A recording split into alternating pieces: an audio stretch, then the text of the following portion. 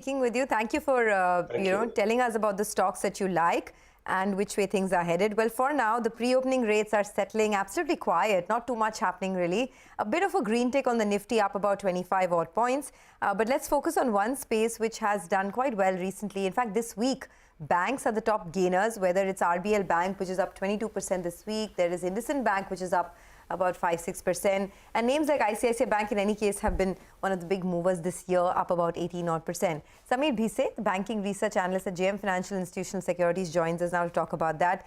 Samir, you have preferred plays like Icici Bank, Axis and IndusInd. But before that, I want to ask you a view on RBL Bank, which has been the big gainer this week. Any thoughts there? Hi, good morning. Unfortunately, we don't have coverage on RBL, so I'll probably reserve my comments there. Fair enough. So let me talk about the stocks that you have a coverage on. Icici Bank is up, what, 20% for the year already. What are the next triggers that you see which will sort of justify higher valuations? I mean, everyone knows that earnings are picking up, stress has reduced, corporate loan growth is coming back. But what next? So I think one has to look at banks in the context that most of the banks have been able to pass on the rate hikes in the last 3 to 4 months. Incrementally, as we enter the second half, our view is that banks which will probably deliver better on liabilities are going to be the ones that will outperform. At the same time, those which protect margins. So I think ICICI's scores on both counts. Liability growth should be strong. Margins they have managed well.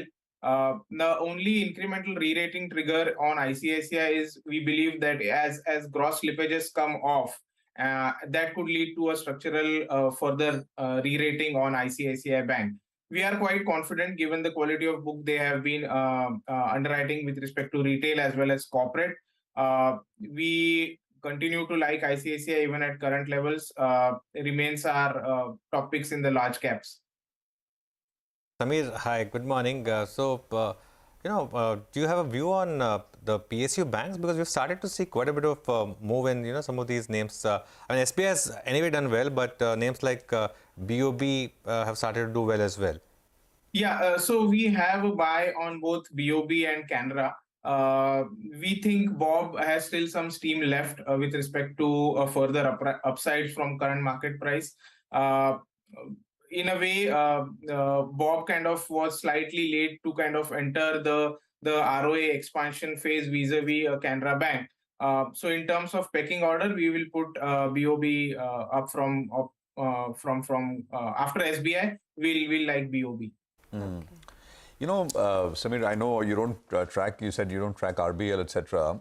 But the big tailwind is, enough credit growth for everyone, rising tide lifting all boats kind of a scenario, right? That's when interest spreads. Otherwise, people stick to just the top tier names where there is some valuation comfort and there is certainty.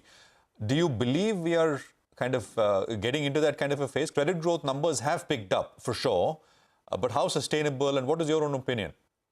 Yeah, here I would beg to differ a bit. I think the recent rally amongst the second tier name is also a bit of a valuation catch up because all the large caps have moved towards slightly higher end of the valuation band. So that plays out. At the same time, now we are entering a phase in terms of a cycle where liability quality and liability growth will matter much more than it has in the last 2 years. Primarily driven by the fact that liquidity is getting tighter, rates are on the higher side, ability to garner granular liabilities will drive incremental outperformance. Now here, larger guys fare better presence, higher number of customer additions, well capitalized, and much ahead in terms of tech. That way, we will still be comfortable with larger names. Smaller guys have underperformed for a meaningful period. And to that extent, this current rally is just a bit of a correction there because overall growth momentum for the sector has improved. And incrementally, smaller guys are reporting good numbers with respect to growth and asset quality. But if one were to take 12 to 24 months, we'll still be in the larger banks. Okay, that's about the banks. I also wanted your thoughts on the NBFCs. Bajaj Finance is your top pick there, but it's been exceptional in terms of earnings growth for Bajaj Finance, right? I mean, the AUM growth was the highest that we've seen in the last 10, 11 quarters. Asset quality is improving. What is the big trigger for Bajaj Finance henceforth? Yeah, so I think Bajaj continues to invest on technology. We are probably entering a phase where meaningful numbers in terms of customer additions, as well as the whole payments initiative that they have rolled out, will probably start showing results in the next 12 to 15 months. There was minor hiccup probably a quarter back or so when the stock kind of corrected. We have pushed that it was a very strong buying opportunity. Over the next 12 to 15 months, if they deliver strong numbers with respect to customer additions from the digital side, then I think they continue to hold pole position from a 3-year perspective. Growth never has been a challenge for them. For the first time in the last 10, 12 years, we have seen consistent ROA expansion for Bajaj Finance. Which indicates they are on a very strong footing with respect to liabilities also. I think they remain on a very strong footing with respect to capital.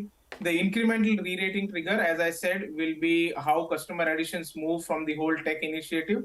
And numbers on that front should be visible in the next 12 to 15 months.